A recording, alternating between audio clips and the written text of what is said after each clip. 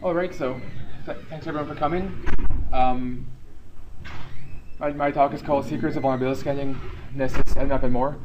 So this isn't really, I'll talk about Wireshark specifically. What I did was I took a slide and put Wireshark on it so I can justify giving a talk here. So that's kind of my trick. Could you use the mic? Yeah, I can try. All right, is this better? Okay. So my name is Ron Bose. On Twitter, I'm YagoX86. Currently, I work for a company called Tenable Network Security, the makers of Nessus.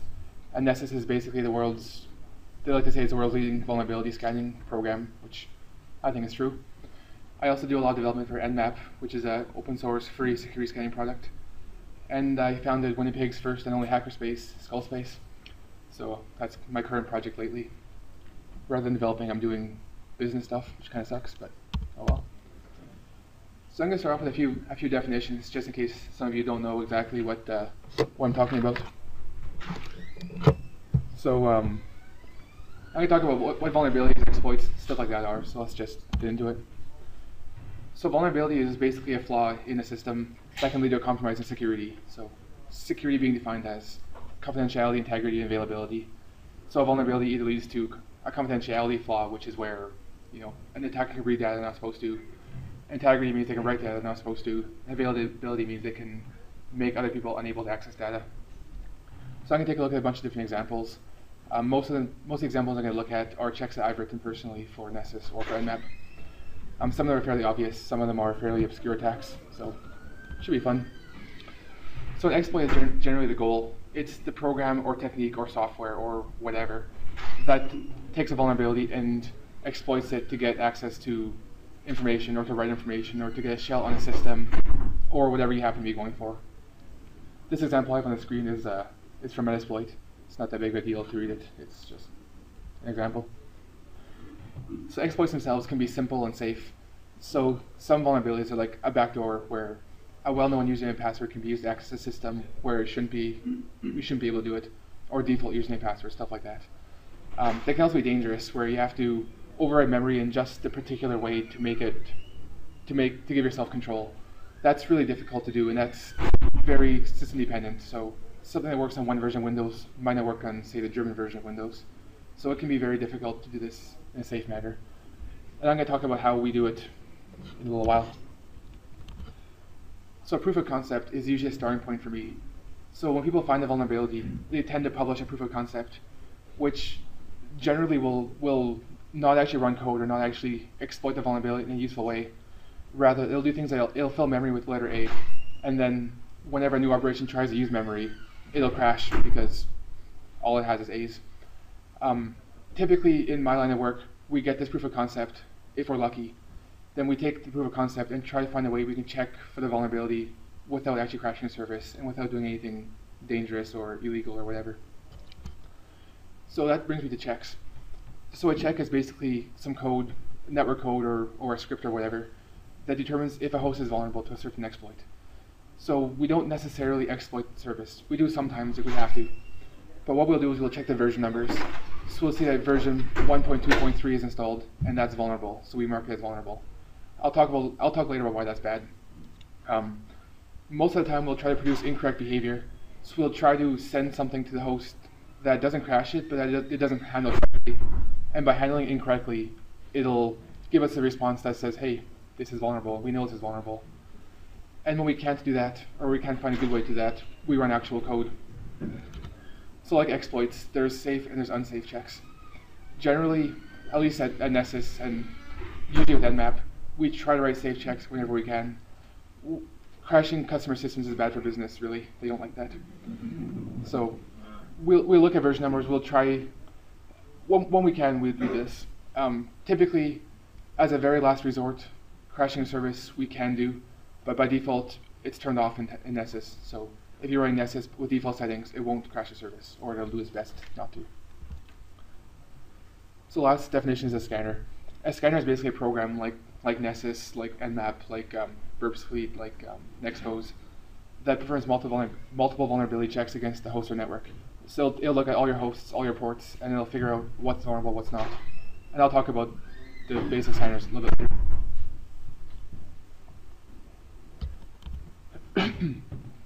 So who runs vulnerability scanners? So there's the good guys and there's the bad guys. First, I'll talk about the good guys. So the good guys are the network administrators who are trying to figure out what stupid things the users did. Then there's the security department who try to figure out what stupid things the network guys did. And then the penetration testers who find the stupid things the security guys did. So typically on a network, the network administrating people will try to figure out what's on the network, what's vulnerable, stuff like that. So they have some idea of what's going on and what's out there. The security guys will be trying to figure out what's vulnerable and what needs to be fixed. Pen testers are typically outside people you hire to come in to try to actually exploit your systems and to tell you, if a hacker targeted you, this is the kind of things they could do. And that's typically more expensive and it's typically fairly deep.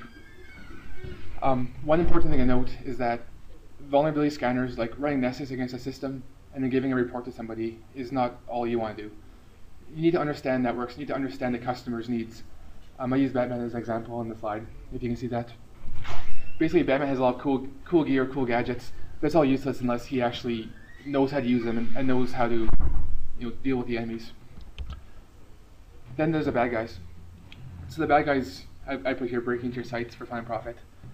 Bad guys are motivated by a lot of different things. Sometimes it's money, often it's money, sometimes it's just they like doing it for fun. In the last couple of years, LulzSec, Anonymous, various people like that have been breaking into sites they call it for the lulz, like just to see what they can do and to embarrass companies. And that's fairly common, but profit is typically the more common way. So one of the things that bad guys like doing is stealing passwords.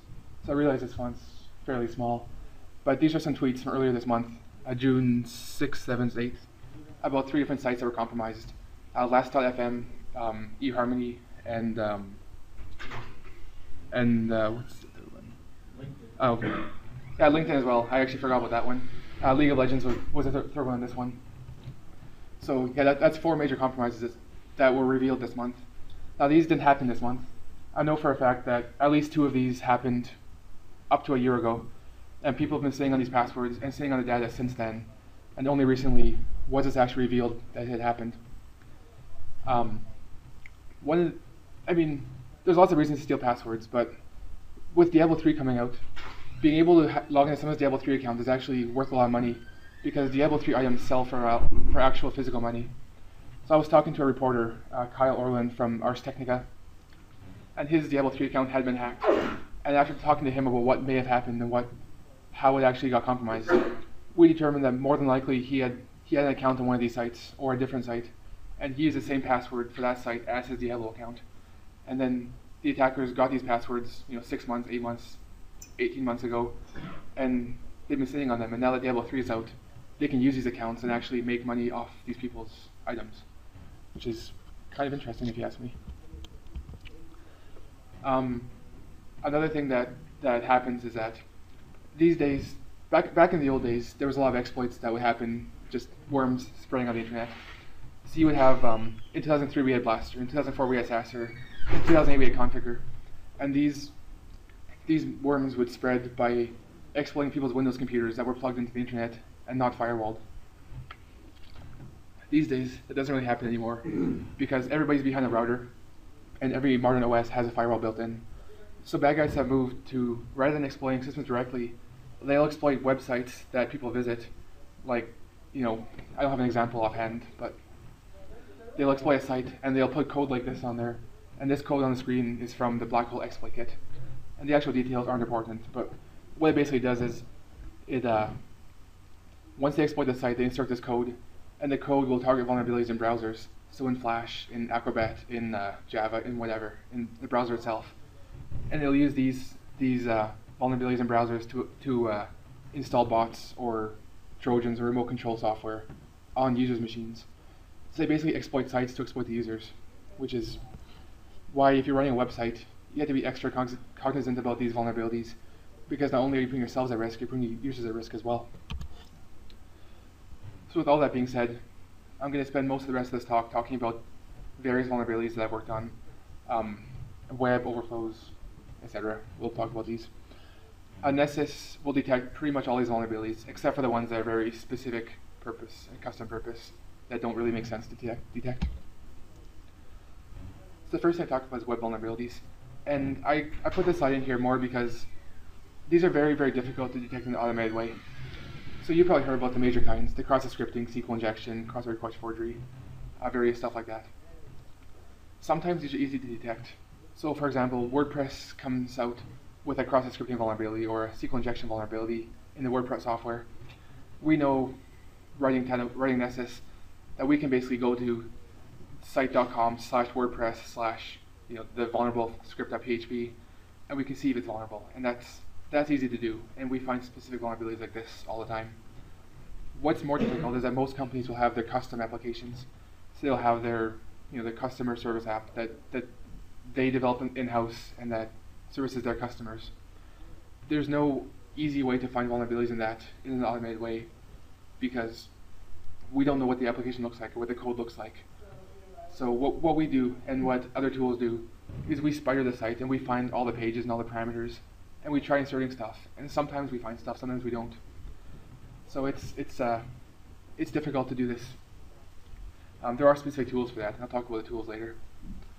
So that's all the time I'm going to really spend on the web vulnerabilities because they're not really that interesting.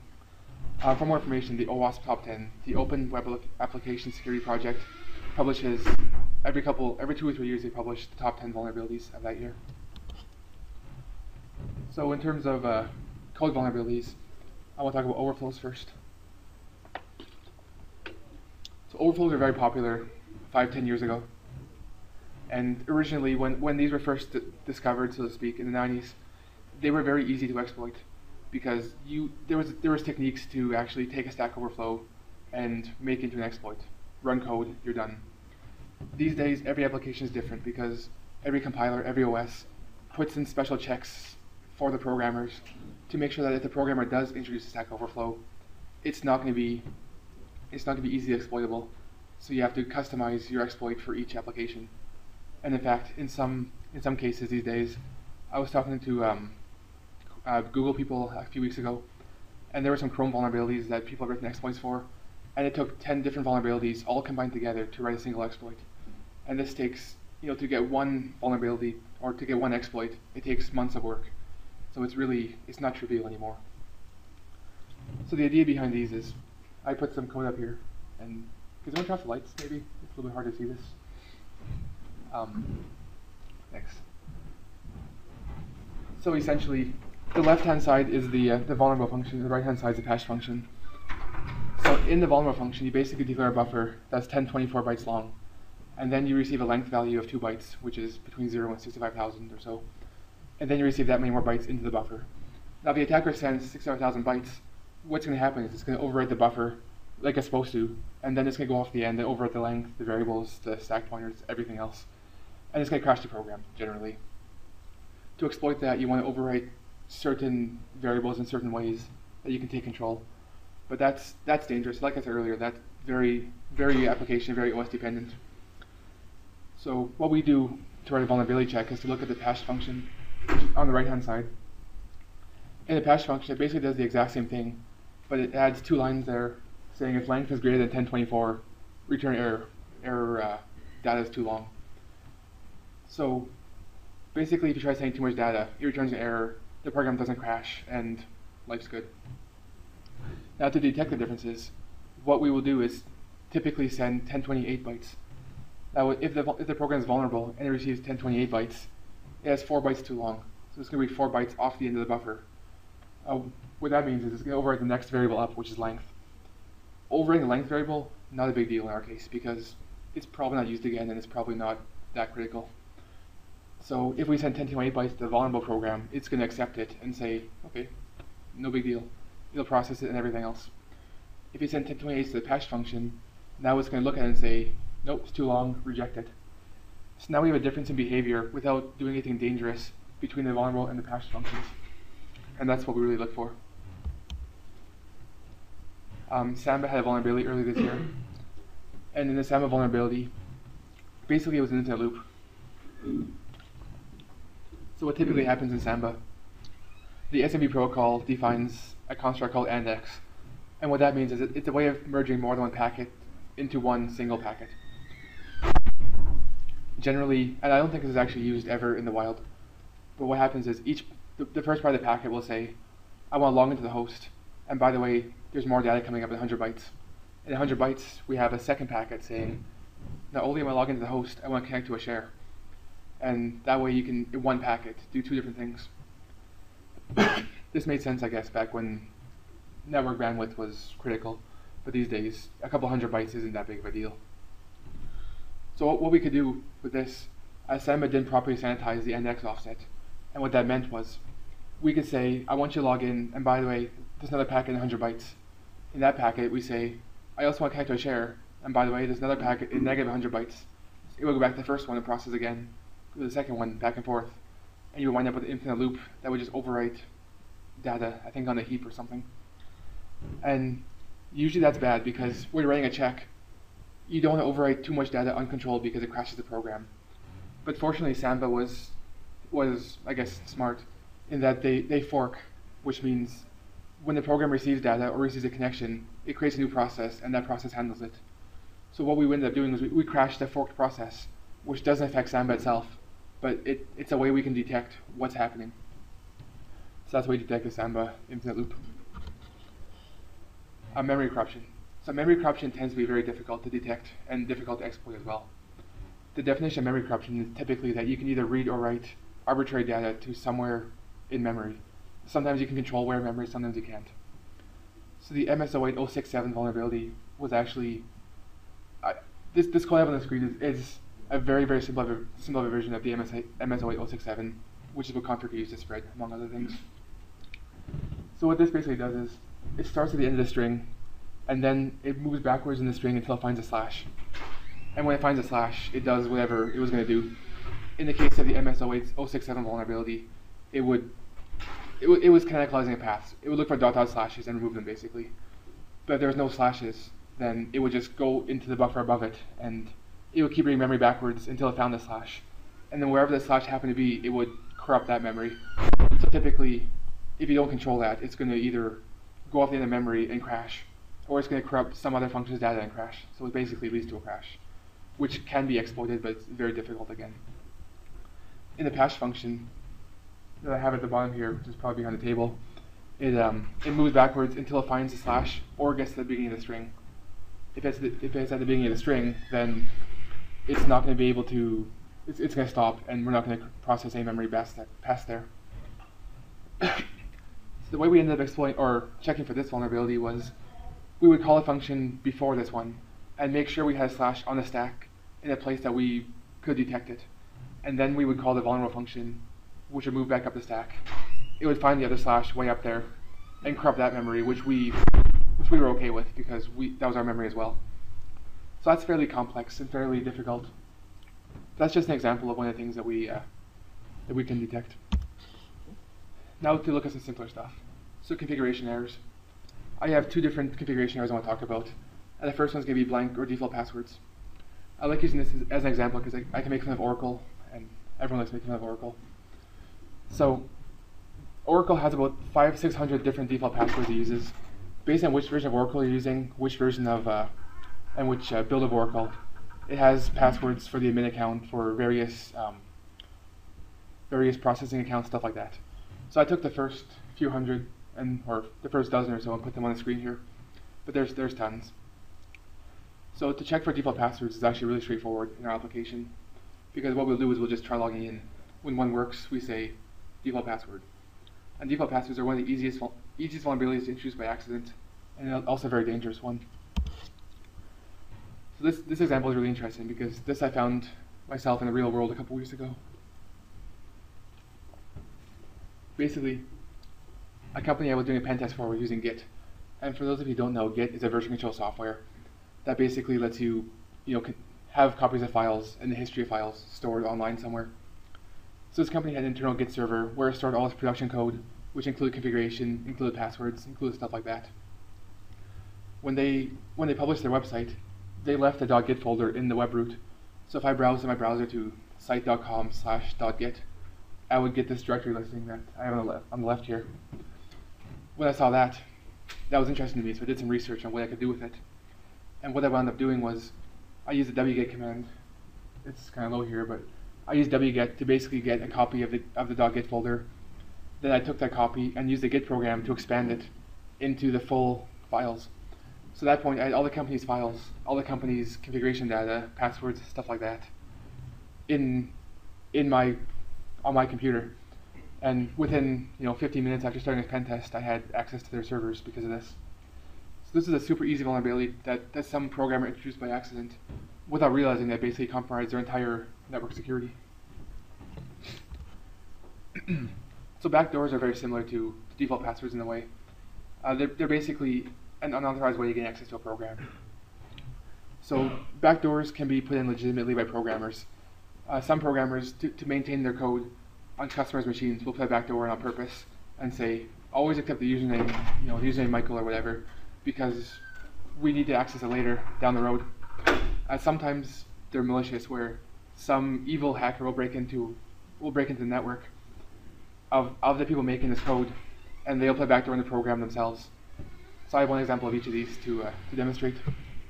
So the first one is a legitimate backdoor. So this is actually the check we wrote for Nessus for looking for default usernames and passwords on a SCADA system. So if you guys don't know what SCADA is, it's industrial control systems. And industrial control systems were originally designed to be isolated on their own networks or no networks at all, controlled over serial or something of that nature. As time went on, programmers want access, or the engineers want access to these SCADA systems from home or from other offices. So they started putting these on a network. And sometimes these are isolated networks, sometimes they're public networks. SCADA on a public network is just a terrible idea and should never be done. But sometimes even on private networks, it can still be dangerous. Because if you look at the Stuxnet worm or various others, those were actually designed to compromise SCADA systems that were on private networks by jumping from computer to computer through a USB or through Bluetooth rather than just straight up network. So what would happen with Stuxnet was some public-facing workstation would get compromised by it. Then somebody would stick a USB stick in, then stick the USB stick in a private machine, which is not supposed to be on a network. The malware would hop from the USB stick back to the person's computer, and now the private computer on the controlled network is infected. And from there, it compromises the SCADA systems. In this case of Stuxnet, it was the Iranian nuclear enrichment stuff.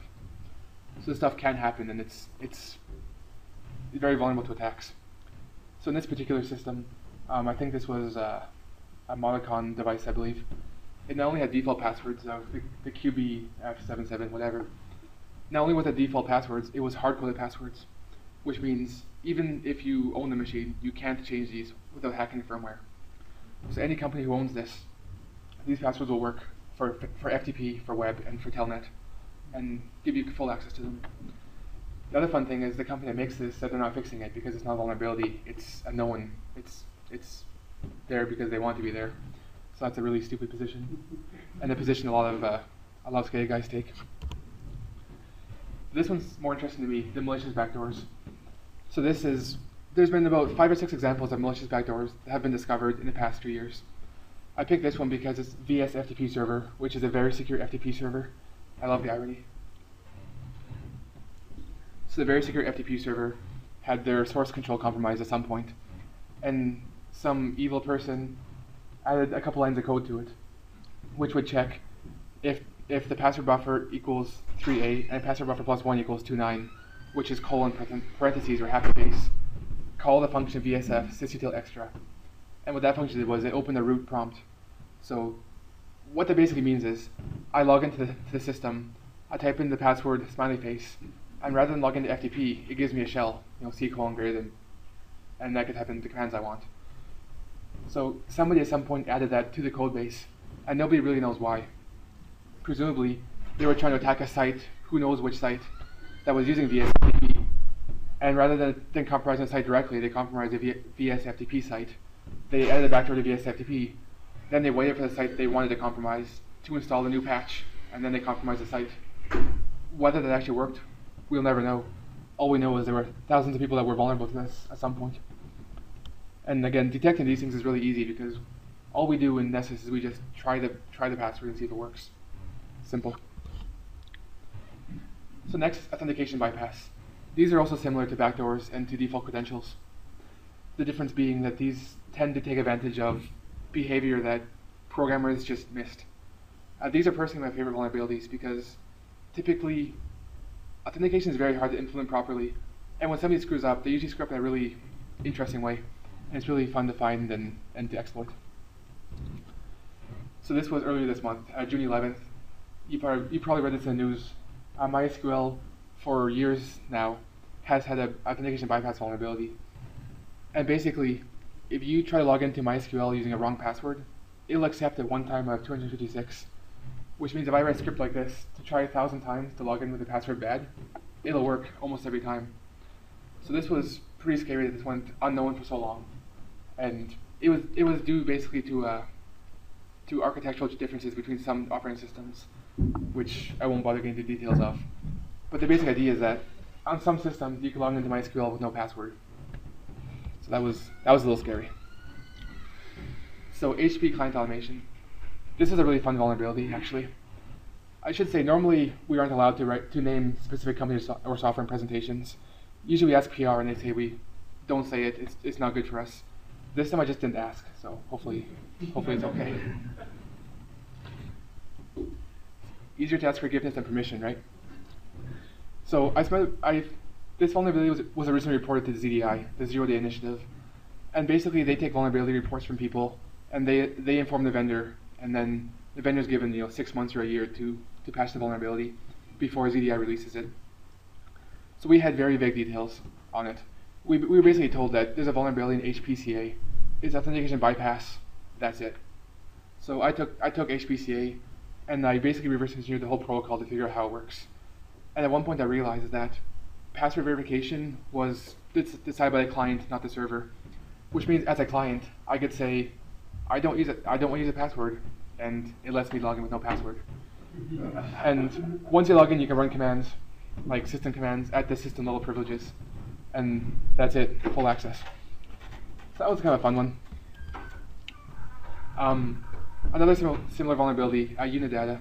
Unidata is a database software made by a company called Rocket Software. The way it worked, and I'll actually go through a few steps that I used to find this vulnerability, but I found it about 2 years ago. I presented on it in the February before last, so a year and a few months ago. And last month it was finally fixed. So if you actually run the software or have heard of it, make sure you patch it. So very briefly, the way I discovered this one was, and I found this one personally while looking for something else. So when you log into the system, you're given an authentication box. Like here's my Wireshark screenshot here. So this is a Wireshark related thing. So when you log into the system, you type your username and password and it logs in. So it sends 3 packets. It initializes the connection, it authenticates, and then it does some action.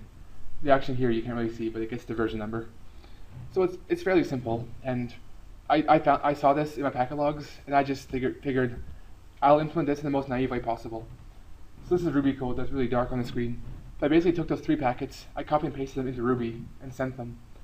And the response that came back was exactly what I saw in the packet log. So good. That means I have part of the protocol now.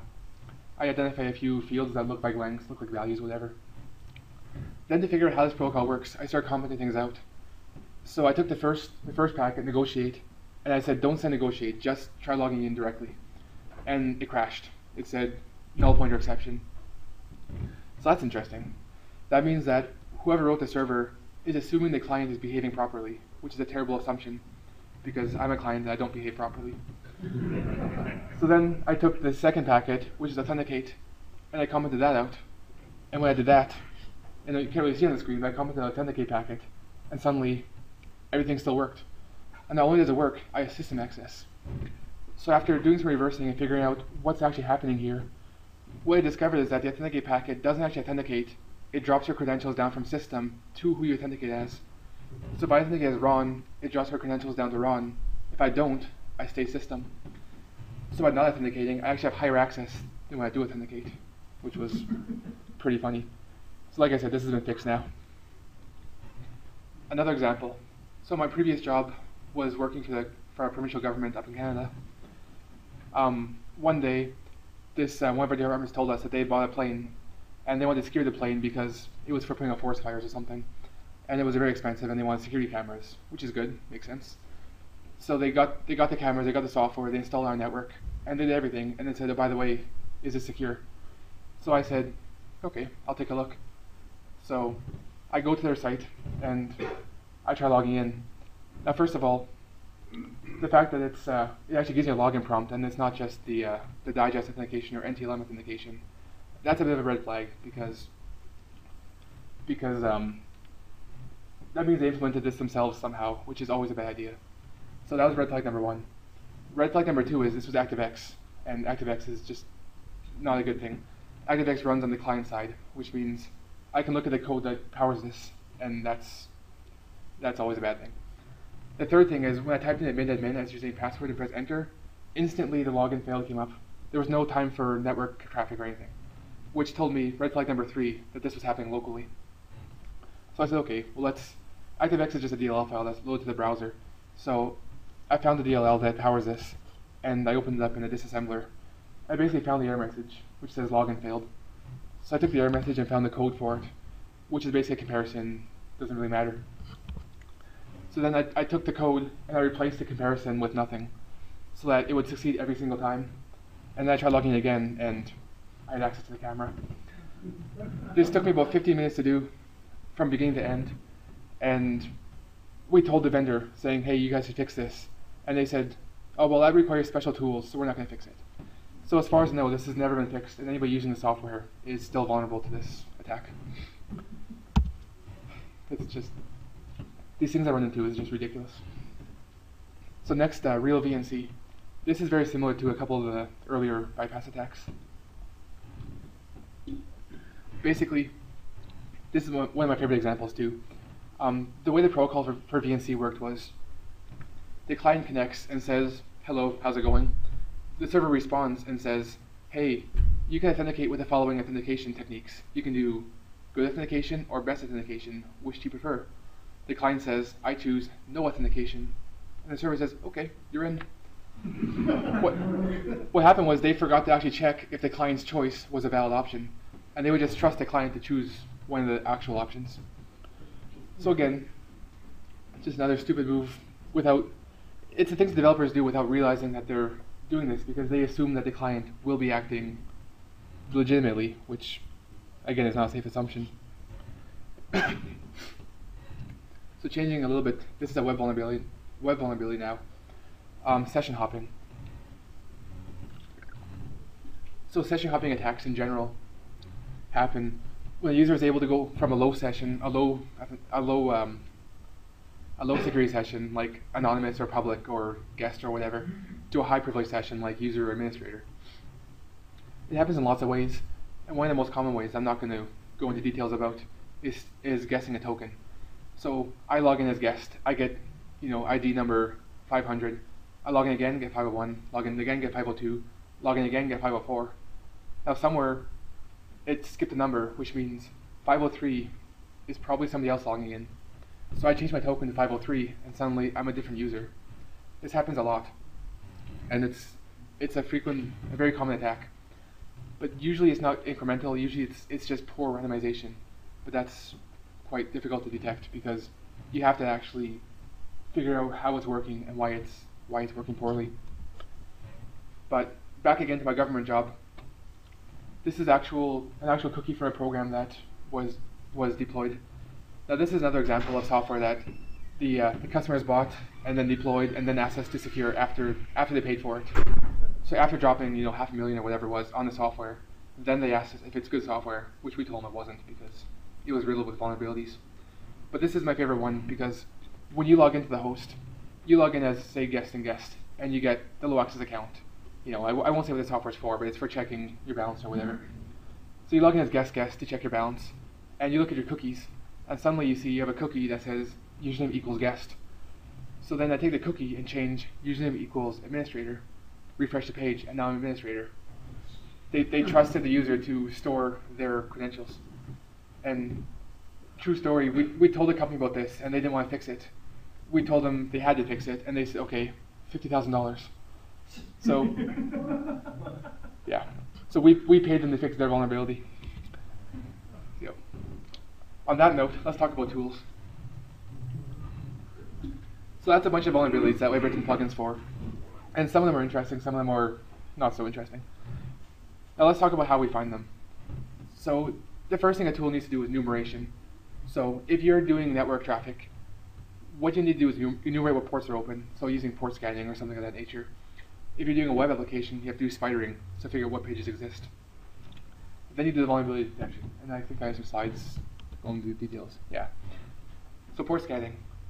For those of you who don't know, port scanning is when you send a probe to each port, a SYN packet or whatever, and look at the port's response and say, if the port's open, it's open, if it's closed, it's closed. Open ports are all we care about because only open ports really matter to us. So Nessus has about 50,000 checks that it can run, and running all 50,000 checks against every host will take you, days or weeks, and it's pointless. Why run Oracle checks against a host that doesn't have Oracle installed? So the first thing it does is it enumerates what ports are open. So if it sees port 443 is open, that's SSL, HTTP, and it'll do checks against that. If it sees port 1521, it'll do Oracle checks, stuff like that. So it gets an inventory of all ports that are open, and then it checks those ports for the applicable vulnerabilities. And web spidering, similarly, will go through each page and each argument and see which ones actually exist. Once that's known, we test for each vulnerability on each port. So as I said earlier, this can be done with version numbers, interesting responses, or actual exploits. Now a little bit about why version number checking is really bad. Checking version numbers is, so for example, let's say Apache 1.3.2 has a vulnerability in it, and there's all these vulnerabilities for Apache 1.3.2, and we see 1.3.2 is installed on the host. Therefore, is the host vulnerable to these particular vulnerabilities? Well, not necessarily. There's a few reasons why it might not be. The most annoying one for us is that Linux distributions like Red Hat and Fedora and CentOS, and pretty much all of them, will take security patches and backport them. So they'll take the patches for 1.3.3 and then put them on 1.3.2. So now these vulnerabilities are patched, but the version number is still the old version because they haven't actually updated the software yet. So quite frequently we get false positives as a result of that because we just assume that the version numbers are right. The other issue is that many vulnerabilities have mitigations. So maybe Apache 1.3.2 is vulnerable to a mod FTP attack, but if you don't enable mod FTP, then the attack can't happen, and therefore they aren't actually vulnerable to it. So looking at version numbers can be an issue, and typically when a new vulnerability comes out, the first thing we do is we look for version numbers and then try to find a better way after. So that way the customers are protected right away, and then they're more protected once we figure things out better. I already talked about looking for interesting responses and exploiting vulnerabilities. That's pretty much what I was talking about earlier. So false positives, false negatives. So I've used these terms a few times without actually defining them. So let's look at what they are. So not every check is 100% reliable. A few of them are, but most of them aren't. Let's take, for example, the HPCA attack. The way I check for HPCA in the Nessus vulnerability, or the Nessus plugin rather, is by sending code to run ipconfig. And when the ipconfig runs, it has a very specific response.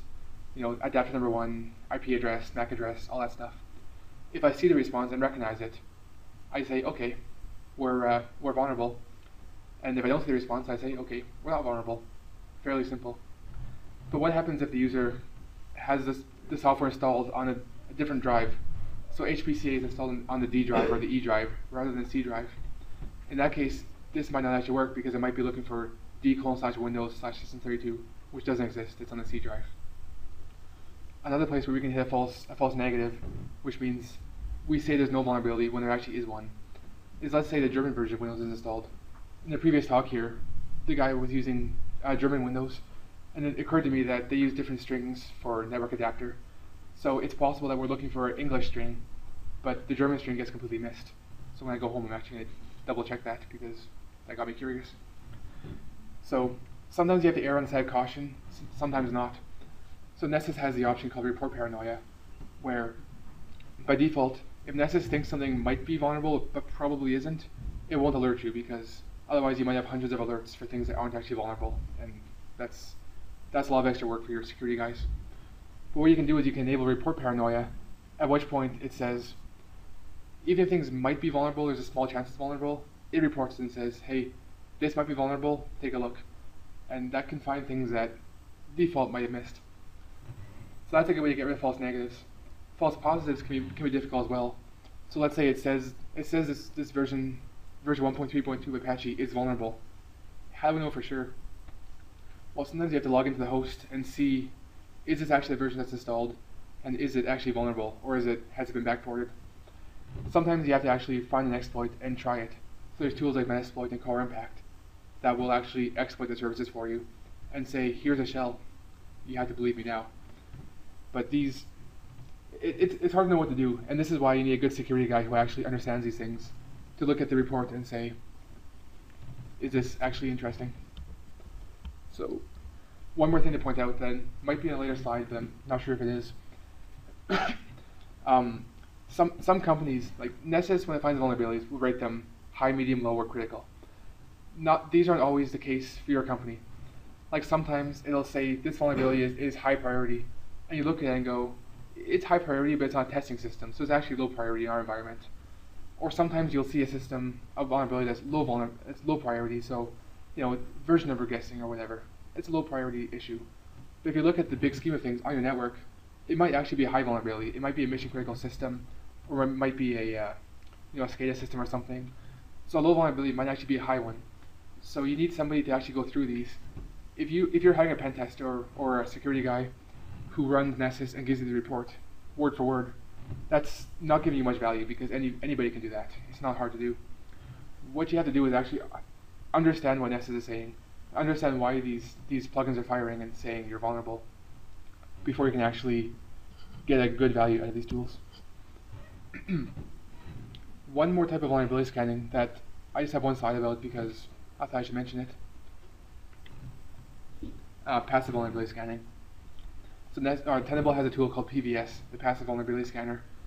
And the way it works is it sits on a network like a sniffer and basically looks for network traffic and says, I see Internet Explorer 6 on the network. This is vulnerable. You shouldn't be using this. So this is a neat way of finding vulnerabilities, and it hasn't really been done before as far as I know, but because it's acting like an IDS. So I was saying earlier how modern attackers will compromise a website and then compromise the users through Acrobat or through Flash or through whatever.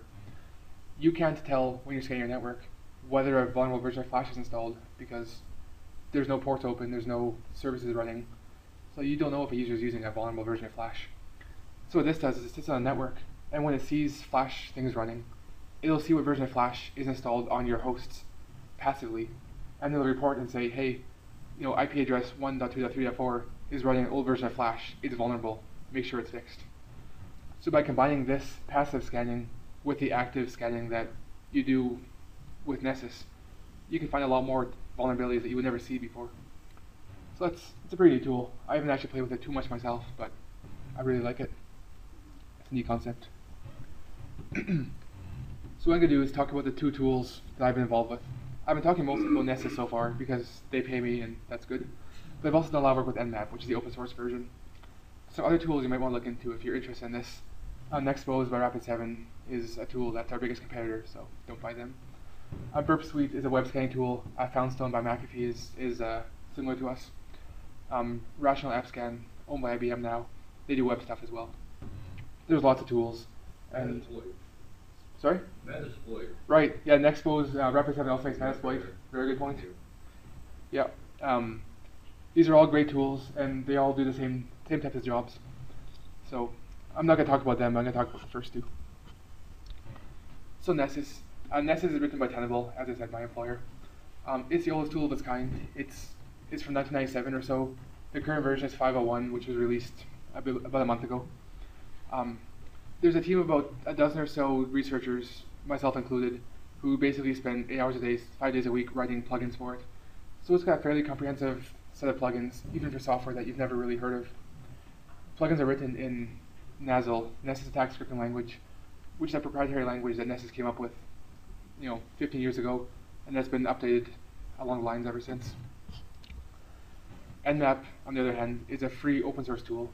It started out as a port scanner written by Fyodor back in 1997, also 15 years ago.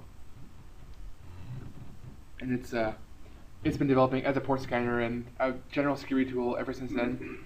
About 3, 4, or 5 years ago, for a Google Center of Code project, they introduced the Nmap scripting engine. And what this was a Lua interpreter built into Nmap. And this would let users write scripts that in Lua, which is an embedded programming language, that could look for vulnerabilities or other things. Like it could do anything a language can do, but typically they're used to write vulnerability checks, and most of these checks are written by community members like me or by Google Summer of Code students. So these tend to be the high priority vulnerabilities, not so much the obscure ones. But there's a lot of vulnerability checks, and they've got really good coverage in the past couple of years, to the point where it's getting difficult to find new checks to write because all the really good ones have been written. So personally, I don't believe in running one tool because I can run just Nessus and it can miss things. I can run just Nmap and it'll miss things. So when I'm doing pen tests, I run Nessus, Nmap, and Burp Suite, and then other special purpose tools depending on what's installed. So I run into, like, for example, database stuff. I'll use a special database scanning tool, or if I run into web stuff, I'll use a web tool. So if you're planning on running vulnerability scanners, try different tools and use different tools. I highly recommend. And as I said earlier, you will get false positives and false negatives. It should need to be confirmed. And yeah, I mentioned the severity ratings, so I've already talked about that. So that's pretty much my talk. I'm about 10 minutes early, so my blog is skullsecurity.org, my email is ron@skullsecurity.net, and that's my Twitter. So I realize I covered a lot of material, but does anybody have any questions? Is Nessus still free? What's the difference between Nessus and a commercial? That's a good question. Nessus for personal use is free. It's licensed to scan your own networks, or I believe nonprofits or something like that. You have to check the licensing terms. But it's free for personal use. For our company, you require a license and a pro feed, they're called. And a pro feed costs, I believe, $1,700 a year. So compared to other tools, it's actually quite cheap. Did But you say 700? 1,700. 1,700. Yep, it's under $2,000 per year for Nessus. So it's a reasonable price, but it's a little bit expensive. And if you want to do the security center or the big enterprisey stuff, that gets to the big money again. But Nessus itself is pretty cheap, and it's good enough. It's what I use. Any other questions? Yes? Yeah, what would you say the advantage is of running Nmap with Nessus versus Nessus by itself? Is Nessus a pretty complete port scanner? Nessus is complete, but sometimes it'll miss something. Like sometimes there can be various reasons. One example I like, that Git program I was talking about earlier, that was actually found by Nmap, not by Nessus, because I wrote a script for Nmap a while back that looks for a whole bunch of common folders, like /.git, for example, and it's a very slow script. It takes 5-10 minutes to run, but it's very complete and will find everything. And Nessus tends to like scripts that are fairly fast and don't generate too much traffic. So they'll check for the couple hundred major things, but it doesn't necessarily check for everything. So Nmap actually found that, and Nessus didn't. The other potential issue is that Nmap is much more likely to include dangerous scripts because it's community developed, and we're not worried about pissing off customers because it's free; they're not paying us. So if we include a script that crashes your service, and those aren't enabled by default either, you have to specifically ask for those. But Nmap isn't afraid to actually include those when we can't write a check. Whereas with Nessus, if we have a check where the only option is to crash a service, we might not distribute it at all because we're afraid of the bad PR and stuff like that. So there are cases where Nmap will find something Nessus won't. And sometimes Nmap will just have different output. Like for Nessus, we might just say it's vulnerable. For Nmap, we might say it's vulnerable and here's why. Or vice versa. Vice versa. Yeah, it all depends who wrote the script and when and who edited it. Yes? How compatible is this stuff with very sensitive systems like ICS or ACS like this? With Nessus, we try our best. If we get reports that a system is crashed by a certain plugin, we'll try to detect that system first. Printers are a great example because a lot of printers, if you scan them, will print out all the scans, which is actually kind of funny. But we'll try to detect whether or not something's a printer, and if it is a printer, we stop scanning or we only scan very specific plugins just to avoid accidentally crashing something. If you're running Nessus against a SCADA system, I'd be a little concerned. Like I personally wouldn't want to do that. I would only run it against the test network because SCADA is very touchy. Even a port scan on SCADA can crash them sometimes. So I'd be worried. We have a huge EFI. Yeah. Yeah, I can imagine. It's the hardest thing is, like, at Nmap, we could write things for Nmap to detect and scan SCADA properly, but the issue is we don't have access to SCADA, so it's difficult to know what needs to be done. So if you have specific reports where Nmap crashes something, send us a packet capture or something, and we might be able to help fix it. What database scanning tools do you recommend? The one I'm most familiar with, which is unfortunately not supported anymore, was made by IBM, and I can't remember what it's called now. It was related to some IDS software we had, some intrusion detection. App Detector? Yeah, that's the one. That's the one we used to use in government, and it was a really nice piece of software. Nothing from open source? No. One of my goals in the future is to write database stuff for Nmap, and that's somewhere down the road when I have some free time. So maybe never, but hopefully someday. The problem is database software like Oracle is so complicated. Is App Detector still in business? I think App Detective is. I seem to recall, and don't quote me on this. The App Detective made, or it might have been App Detective, but somebody made some database software. IBM bought it and then stopped supporting it, and then somebody else picked it up and continued supporting it. I think App Detective is the one that continues supporting it, if I'm not mistaken. I think they still make it. It's very expensive though. That's the trouble. There's no open source that I know of. Anything else? Yes? What was the other app that you're using for running exploits before Impact? Metasploit. What was it? Metasploit. Metasploit. It's made by Rapid7 now. It's basically an exploitation framework. It makes it really easy to develop exploits, and it's maintained by Rapid7. Is Saint and Canvas still doing stuff? Yeah, Canvas is for sure. I'm not really sure about Saint. I actually completely forgot about Canvas. There are some cool stuff. Thanks. Right. Well, thank you, everybody.